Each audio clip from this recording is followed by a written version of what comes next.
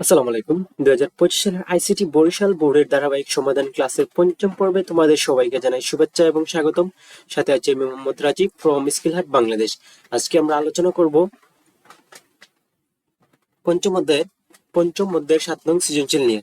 তো আর দেরি কেন, চলো শুরু করি।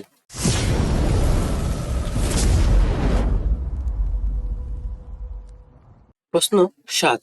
তো তোমরা ভিডিওটা অবশ্যই রোটেট করে দেখবা, যদি লম্বি না আসে বা স্পষ্ট বোঝা না যায় তখন রোটেট করে দেখবা। ওকে, প্রশ্ন 7। এখানে আমরা দেখতে পাইতেছি s = 5 + 10 + 15 + dot dot dot dot এভাবে চলতে থাকবে, n পর্যন্ত চলতে থাকবে। তো এটা একটা হচ্ছে সিরিজ বা ধারা। এই যে সিরিজ, SRIE, সিরিজের এস। তো সিরিজ বা বাংলাতে আমরা ধারা বলতে পারি। এটা 2026 সালের এইচএসসি শিক্ষার্থীদের জন্য খুব খুব বেশি গুরুত্বপূর্ণ। তো প্রথম প্রশ্ন কি বলছে আমরা দেখি যে অপারেটর কি। তো এই যে অপারেটর ল্যাঙ্গুয়েজ প্রোগ্রাম উপাদান ভেরিয়েবল বা ফাংশনগুলো একে অপরের সাথে কিছু সংখ্যক চিহ্নের মাধ্যমে সংযুক্ত হতে পারে, এদেরকে অপারেটর বলে। যেমন যোগ, বিয়োগ, গুণ, ভাগ, তারপর হচ্ছে স্ট্যাটিক, তারপর হচ্ছে রিমাইন্ডার, লজিক্যাল এন্ড ইকুয়াল ইত্যাদি। এগুলোকে একসাথে কি বলে? অপারেটর বলে। তারপর 2 নম্বর প্রশ্ন কি বলছে, 0 1 অর্থাৎ 0 0 1 দিয়ে লেখা ভাষা ব্যাখ্যা করে। তো 0 1 দিয়ে লেখা ভাষা হচ্ছে মেশিন ভাষা, আমরা জানি। এই যে উত্তর, 0 1 দিয়ে লেখা ভাষা হলো মেশিন ভাষা। অর্থাৎ মেশিন বলতে এখানে কম্পিউটারকে বোঝানো হয়েছে। আমরা ডিজিটাল ডিভাইস হিসেবে আমরা কম্পিউটারকে ধরবো। কম্পিউটার প্রসেসর বাইনারি সংখ্যা পদ্ধতি ব্যবহার করে বিভিন্ন হিসেব করে। বাইনারি সংখ্যা পদ্ধতিতে কেবল 2টি অঙ্ক রয়েছে, 0 এবং 1। 0 এই 2টি অঙ্ক ব্যবহার করেই প্রসেসরের জন্য বিশেষ সংকেত তৈরি করা হয়। 0 এবং 1 দিয়ে তৈরি যে প্রোগ্রাম থাকে বলে মেশিন কোড। অর্থাৎ মেশিন কোড কাকে বলে? 0 এবং 1, অর্থাৎ 0 এবং 1 দিয়ে তৈরি প্রোগ্রামকে কি বলে? মেশিন কোড বলে। আর এই ভাষাটিকে বলা হয় মেশিন ল্যাঙ্গুয়েজ। কম্পিউটারের জন্য মেশিন কোড খুব সহজবোধ্য হলেও মানুষের জন্য মেশিন ল্যাঙ্গুয়েজ কোড পড়া দুঃসাধ্য ব্যাপার। কারণ কোডে কেবল 0 আর 1 থাকে। তাই মানুষের পক্ষে এই ভাষার বড় প্রোগ্রাম তৈরি করা অসম্ভব বলা চলে। মেশিনের ভাষায় লিখিত প্রোগ্রামকে অবজেক্ট প্রোগ্রামও বলা হয়। মেশিনের ভাষায় লিখিত প্রোগ্রামকে কি বলা হয়? অবজেক্ট প্রোগ্রামও বলা হয়। মেশিনের ভাষা যেহেতু মেশিনের নিজস্ব ভাষা, তাই এটিকে অনুবাদের প্রয়োজন হয়। এটা একটা সুবিধা যে অনুবাদকের প্রয়োজন হয় না। কিন্তু আমরা দেখি 0 1 0 1 1 0 1 0 এরকম অসংখ্য যদি 1010 হয় তাহলে আমরা মনে রাখতে পারবো না এবং দেখতেও সুন্দর না। তাই আমরা এটা ব্যবহার করব না আর কি। ওকে, আমরা অনেক কিছু আমাদেরকে মনে রাখার প্রয়োজন হয় বা তাই। কিন্তু এই 0 এবং 1 এর সহিত যদি থাকে তখন আমরা মনে পড়তে পারি না, প্লাস পড়তেও আমাদের অসুবিধা হয়। তখন দেখি 3 নম্বর প্রশ্ন কি বলছে, উদ্দীপকের দ্বারাটি প্রোগ্রামের জন্য অ্যালগরিদম লেখো। এই যে এখানে একটা এটা দেওয়া আছে, এটার জন্য আমরা কি লিখবো? একটা অ্যালগরিদম লিখবো। তো এটা একটা হচ্ছে দ্বারার অ্যালগরিদম, ঐতিহাসিক ওই দ্বারার অ্যালগরিদমটা এখানে আমরা লিখে দিব। তো এখন আমরা এটার কি লিখবো? অ্যালগরিদম লিখবো। তো চলো আমরা এখন সমাধানে যাই। ওকে, তো অ্যালগরিদম তো এইভাবে লিখে দিবা যে 5 10 15 এই ধারাটির প্রোগ্রামের জন্য অ্যালগরিদম নিম্নরূপ। তো প্রথমে আমরা কি করব? স্টেপ 1 এস স্টেপ স্টেপ কত দিব? স্টেপ 1 এ কি? স্টেপ 1 এ আমরা দিব strt স্টার্ট। তারপর হচ্ছে স্টেপ স্টেপ 2 তে আমরা কি দিব? স্টেপ 2 তে আমরা দিব যে ইনপুট ইনপুট হচ্ছে n। তারপর হচ্ছে স্টেপ 3 স্টেপ 3 তে আমরা কি দিব? স্টেপ 3 হচ্ছে s ইকুয়াল টু কত দিব? s ইকুয়াল 0 এবং i ইকুয়াল টু কত থেকে শুরু হয়েছে? তো i এর কত থেকে শুরু হয়েছে? এটা 5 থেকে শুরু হয়েছে, তো i এর মান দিলাম 5। দেখুন 3 নাম্বার স্টেপ 4 এ একটু কাজ আছে। স্টেপ স্টেপ 4 এ আমরা কি করব যে এই যে i if i এর ভ্যালু কত? i এর ভ্যালু কত হবে? এই যে লেস দেন ইকুয়াল n যদি হয় তাহলে কয়টা কাজ হবে এখানে? 2টা কাজ হবে। কয়টা কাজ হবে? 2টা কাজ হবে এখানে। যদি i এর ভ্যালু কি হয় তাহলে এখানে কয়টা কাজ হবে? 2টা কাজ হবে। এই যে 1 নম্বর হবে যে যদি yes হয় তাহলে কি হবে? Go to step go go to step 5। আর যদি নো হয় তখন কি হবে? যদি নো হয় তখন কি হবে? Go to step 6 go to go to step 6। ওকে, তো এখন আমরা কি করব, এখন এই যে স্টেপ স্টেপ 5 লিখবো কি, স্টেপ 5 এ গিয়ে লিখবো যে দুইটা কাজ করবে, যেহেতু সিরিজের যোগফল s equal to s plus i, আর আরেকটা কি বলবে যে i এর ভ্যালু কত করে বাড়ছে না কমতেছে এটা বলে দিব।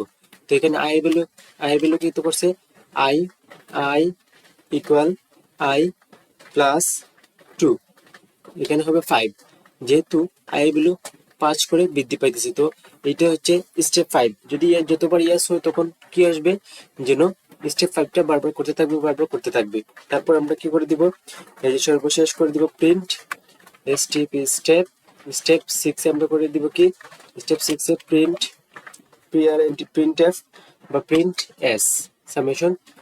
সর্বশেষ কি করে দিব, স্টেপ স্টেপ 7 আমরা কি করে দিব, যেহেতু স্টার্ট করছিলাম তাহলে অবশ্যই তাকে কি করতে হবে, স্টপ করতে হবে। তো এই তো ছিল যে সৃজনশীল 7 এর অ্যালগরিদম। ওকে, সিরিজের অ্যালগরিদম। তো এখানে আবার যদি বলি s সমান সমান 0, কারণ প্রাথমিক অবস্থায় যোগফল কত থাকবে, 0 থাকবে, এবং i এর ভ্যালু কত থেকে শুরু হয়েছে, 5 থেকে শুরু হয়েছে। তারপর i এর ভ্যালুটা যদি যতক্ষণ পর্যন্ত n এর সমান না হয়, n এর সমান বা ছোট হয়ে যায়, যত সময় ছোট অথবা সমান হয় ততক্ষণ পর্যন্ত চলতে থাকবে। যদি ইয়েস হয় তাহলে যাবে স্টেপ 5 গিয়ে এই কি করবে, এস যোগ করবে এবং কত করে বৃদ্ধি করবে, i এর মান 5 করে বৃদ্ধি করবে। আর যদি নো হয় তো গো টু স্টেপ 6 এ গিয়ে করবে প্রিন্ট এস এর ভ্যালু প্রিন্ট করে দিবে।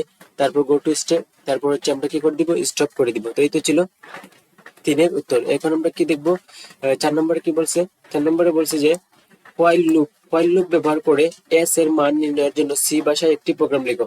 তো এখানে স্পেসিফিক ভাবে বলে দিছে কোন লুপ, হোয়াইল লুপ যেহেতু বলে দিছে তাহলে আমাদেরকে হোয়াইল লুপ দ্বারাই করতে হবে। তো এইভাবে একটু লিখে দিবা যে হোয়াইল লুপ ব্যবহার করে এস এর মান নির্ণয়ের জন্য সি প্রোগ্রাম লেখা হলো বা নিম্নরূপ। তো আমরা প্র্যাকটিক্যাল দেখবো অবশ্যই, তার জন্য একটা ব্রাউজার যাবা, ব্রাউজারে গিয়ে লিখবা রান সি ইন অনলাইন। তারপর রান সি ইন অনলাইন লিখলে তারপর প্রোগ্রামিং আসবে। আমি সবসময় এটাই প্র্যাকটিস করি বলতে তোমাদেরকে যখন দেখাই তখন প্র্যাকটিস করি, এটাতেই প্র্যাকটিস করে দেখাই।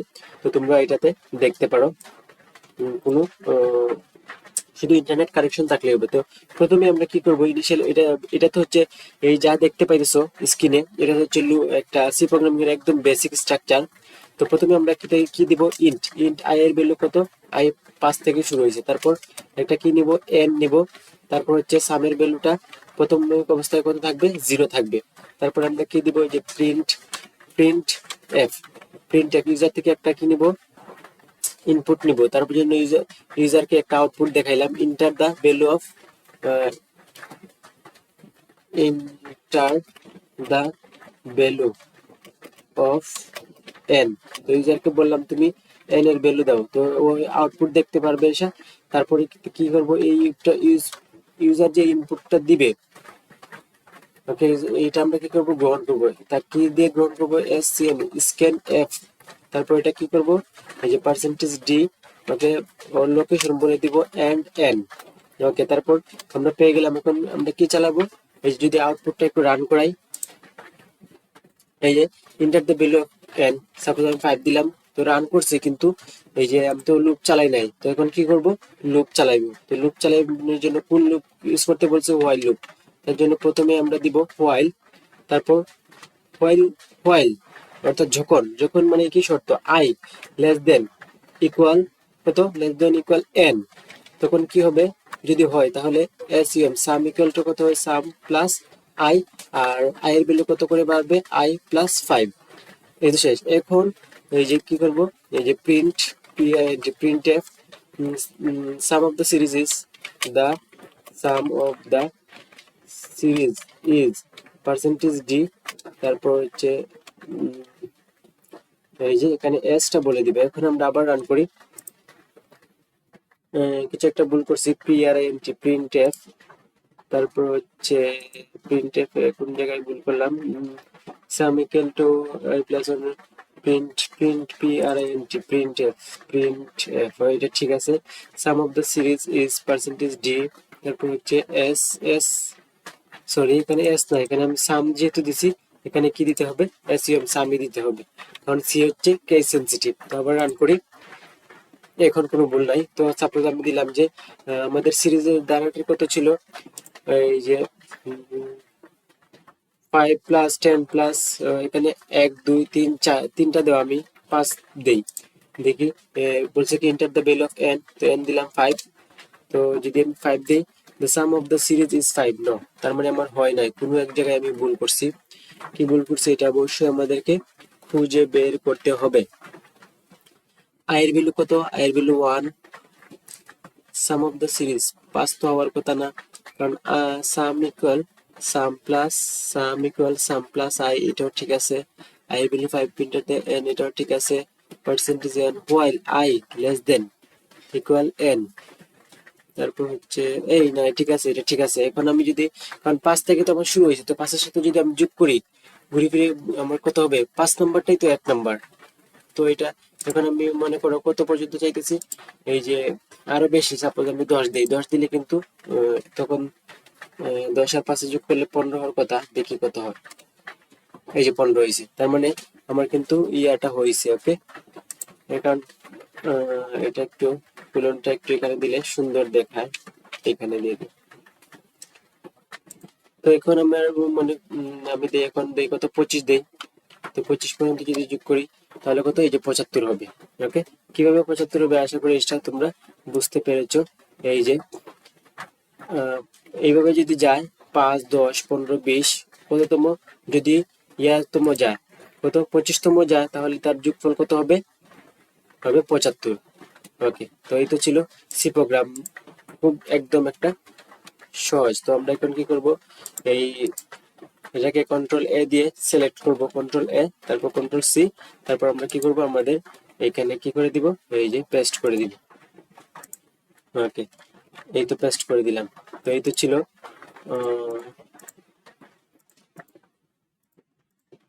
এই তো ছিল এই যে 7 নং সৃজনশীলের 4 নাম্বার।